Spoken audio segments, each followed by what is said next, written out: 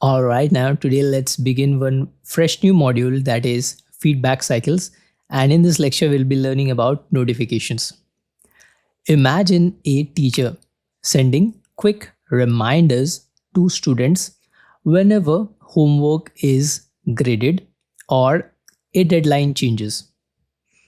In Microsoft administrator workflows, notifications act like the same way by alerting users about updates in task, issues, or system changes.